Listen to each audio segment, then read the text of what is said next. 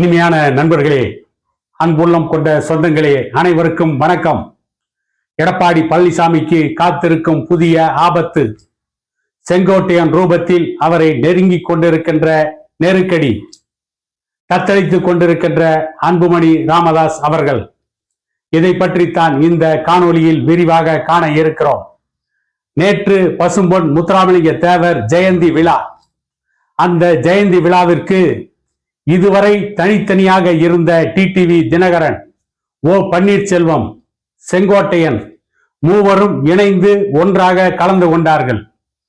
மூவரும் ஒன்றாக சேர்ந்து பத்திரிகையாளர்கள் கூட்டத்தை நடத்தி அவர்களுடைய பிரகடனத்தை வெளியிட்டிருக்கிறார்கள். அதிலே தினகரன் அவர்கள் எடப்பாடி பழனிசாமி அவர்களை அதிமுகவிலிருந்து அப்புறப்படுத்துவதுதான் எங்களுடைய முதல் வேலை. எடப்பாடி பழனிசாமியை அதிமுக தலைமையிலிருந்து முதலமைச்சர் வேட்பாளர் என்ற இடத்திலிருந்து நீக்கிவிட்டால் பாரதிய ஜனதா கட்சியோடு கூட்டணி வைத்துக் கொள்ள தயார் என்று டிடிவி தினகரன் அறிவித்திருக்கிறார். அவர் அறிவிக்கின்ற பொழுது செங்கோட்டையன் அவர்களும் ஓபிஎஸ் அவர்களும் டிடிவி தினகரன் அவர்களுடன் தான் இருந்தார்கள்.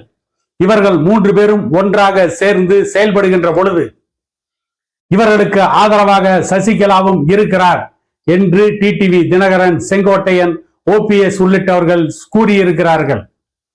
இவர்கள் மூன்று பேரும் தமிழக வெற்றி கழகத்தினுடைய தலைவர் நடிகர் விஜய் உடன் பேச்சுவார்த்தை நடத்தி இருப்பதாகவும், நடிகர் விஜயோடு சேர்ந்து இவர்கள் கூட்டணி வைக்கப் போவதாகவும், அந்த கூட்டணிக்கு பாரதிய ஜனதா கட்சியை இழுத்துக் கொண்டிருப்பதாகவும் செய்திகள் வெளியாகி இருக்கிறது.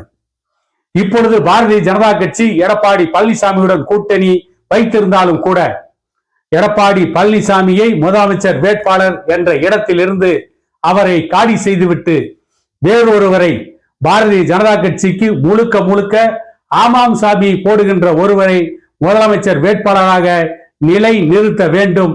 அவரைத்தான் 2026 ஆண்டு சட்டமன்ற தேர்தலில் முதலமைச்சர் வேட்பாளராக மக்கள் மத்தியில் அறிமுகப்படுத்த வேண்டும் என்ற திட்டத்தோடு பாரதிய ஜனதா கட்சியும் செயல்பட்டு கொண்டிருக்கிறது என்ற செய்திகள் வந்து கொண்டிருக்கிறது.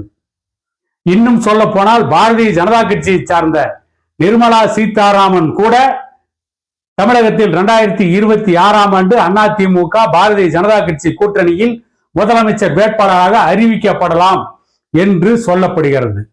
ஆக எடப்பாடி பழனிசாமியுடைய பதவி ஆட்டம் கண்டு கொண்டிருக்கிறது. அவருடைய முதலமைச்சர் வேட்பாளர் என்கின்ற கனவே கிட்டத்தட்ட தகர்ந்து விடக்கூடிய சூழ்நிலையில் இருக்கிறது. அதே நேரத்தில் நடிகர் விஜயோடு அதிமுக கூட்டணி வைக்கும் என்று எடப்பாடி பழனிசாமி ஒரு கூட்டத்தில் பேசுகின்ற பொழுது சூசகமாக அறிவித்தார்.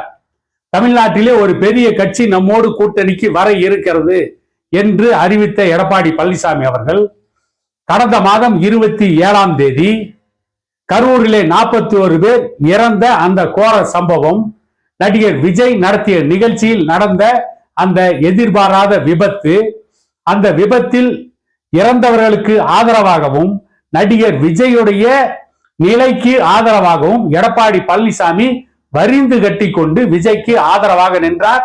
அவருக்கு ஆதரவாக பேசினார், அவருக்கு ஆதரவாக அறிக்கைகளை வெளியிட்டார். இதையெல்லாம் ஏன் எடப்பாடி பழனிசாமி செய்தார் என்று கேட்டால், நடிகர் விஜயை அதிமுக கூட்டணிக்கு கொண்டு வந்து விடலாம்.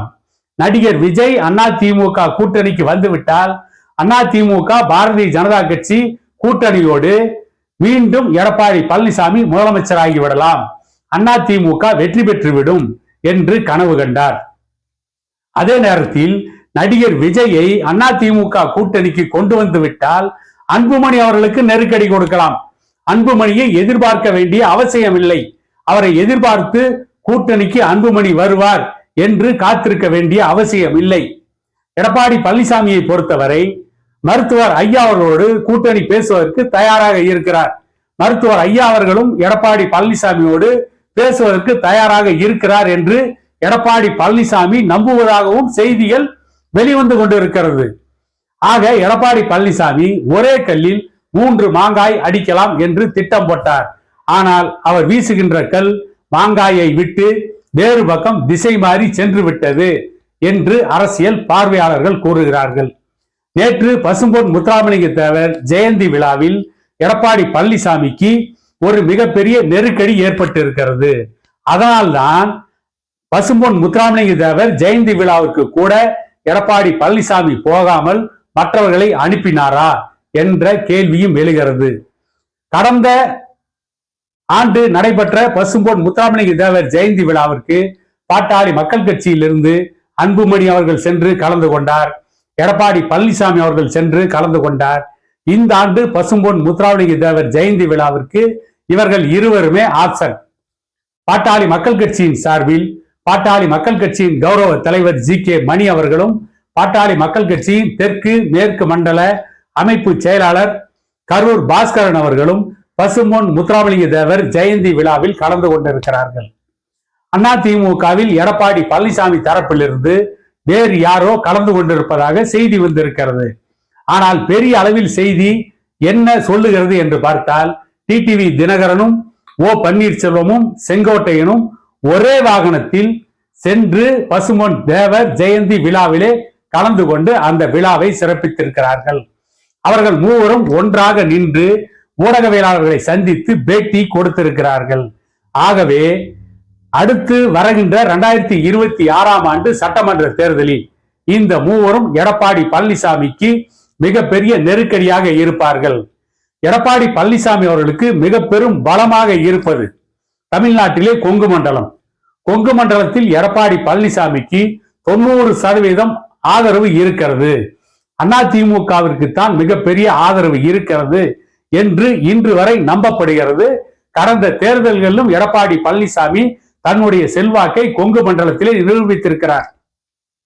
கோவை, திருப்பூர், ஈரோடு, நாமக்கல் உள்ளிட்ட பகுதிகளில் எடப்பாடி பழனிசாமியின் அதிமுகவிற்கு மிகப்பெரிய ஆதரவு இருந்தது.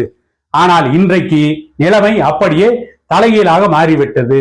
எடப்பாடி பழனிசாமிக்கு ஆதரவு இருக்கின்ற பகுதிகளில் அவருக்கு நிகராக செங்கோட்டையனுக்கும் ஆதரவு இருக்கிறது. செங்கோட்டையன் இன்றைக்கு OPS மற்றும் டிடிவி தினகருடன் கூட்டணி அமைத்து விட்டார். ஆகவே எடப்பாடி பழனிசாமிக்கு கொங்கு மண்டலத்தில் மிகப்பெரிய பின்னடைவு ஏற்படும்.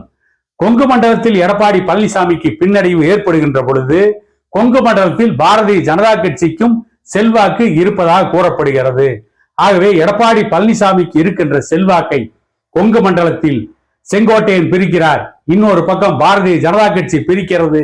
ஆகவே இயல்பாகவே அதிமுகவில் எடப்பாடி பழனிசாமியின் செல்வாக்கு சரிந்து விட்டது, சரிந்து கொண்டிருக்கிறது என்று செங்கோட்டையன் உள்ளிட்டவர்கள் பாரதிய ஜனதா கட்சியை சார்ந்தவர்கள் ஒரு பிரச்சாரத்தை செய்து கொண்டிருக்கிறார்கள். மறைமுகமாக அப்படிப்பட்ட ஒரு பிரச்சாரம் நடந்து கொண்டிருக்கிறது.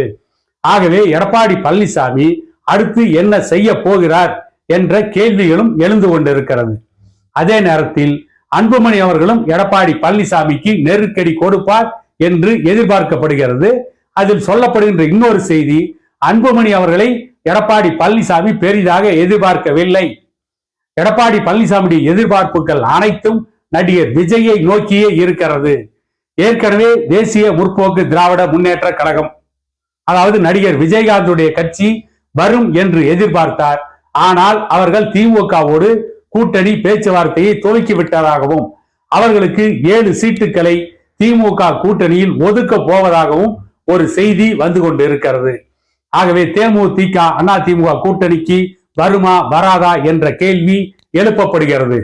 பாட்டாளி மக்கள் கட்சியை பொறுத்தவரை மருத்துவர் ஐயா அவர்கள் என்ன முடிவு எடுக்க போகிறார் என்பது இன்று வரை தெரியாமல் இருக்கிறது. மருத்துவர் ஐயா அவர்கள் முடிவு எடுத்ததற்கு பிறகுதான் தமிழக அரசியல் களம் சூடாகும். வெல்ல போகிறவர்கள் யார், வீழ போகிறவர்கள் யார் என்பதெல்லாம் தெரிய வரும். கிட்டத்தட்ட எடப்பாடி பழனிசாமி தமிழக அரசியலில் மிகப்பெரிய நெருக்கடியை சந்தித்துக் கொண்டிருக்கிறார். எடப்பாடி பழனிசாமியுடைய அதிமுகவை பலவீனப்படுத்தும் முயற்சியில் கிட்டத்தட்ட பாரதிய ஜனதா கட்சி 80% வெற்றி பெற்று விட்டது என்று சொல்லப்படுகிறது. எடப்பாடி பழனிசாமி அரசியலில் மிகப்பெரிய நெருக்கடியை சந்தித்துக் கொண்டிருக்கிறார். இதிலிருந்து எடப்பாடி பழனிசாமி எப்படி மீண்டு வரப்போகிறார்? அதிமுக 2026 ஆண்டு தேர்தலில் எழுமா விழுமா என்பது எடப்பாடி பழனிசாமிக்கு அமைகின்ற கூட்டணியை பொறுத்துத்தான் இருக்கும் என்று பல கருத்து கணிப்புகள் சொல்லிக் கொண்டிருக்கிறது.